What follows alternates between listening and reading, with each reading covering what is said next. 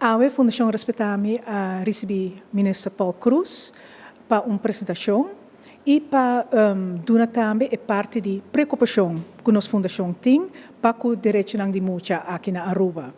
Sim, ministro estava muito interessado para ganhar toda a informação e também é parte de trabalho no qual Respetami está fazendo, para sobre Respetami está dirigir, é parte de prevenção de abuso de multa aqui na Aruba.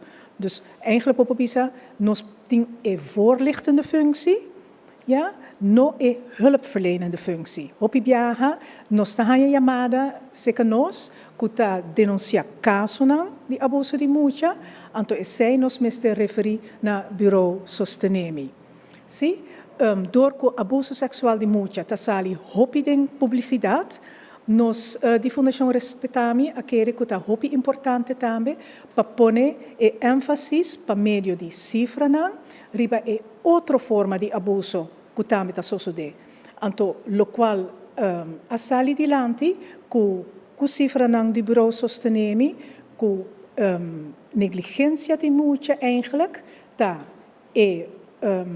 caso que mais está sendo denunciado. Nós compreendemos sim que o caso de abuso sexual, door que não está salido da imprensa, ou não abin dilante juez, não mais de forma de abuso de multa. E educação. E onde parte não importante tá para sinale profissional como para signalar abuso de multa. E para essa aqui é meldcode tá muito importante para sobre profissional não sa como para reaccionar a sinais de abuso de multa. So, e não por sa, não por meld of puntrela advies, e com e por seguir com leinan e minister Bisacaba e tinta pone mais ênfase, riba emaneo.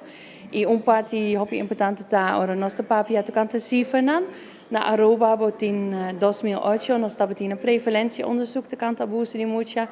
E cada riba de 5 multa, mucha vítima de abuso de uma ou outra forma. E agora nós estamos aqui como classe de school, vou reparar 2 multas de cada classe de vítima de abuso de multa uma ou outra forma. E na Holanda está de cada 30 multas, so na Aruba está dobro, e na América está de cada 24 multas. So, Aruba está echt hobby halten. Ora nós está vac senso tino registração de cada multa na Aruba.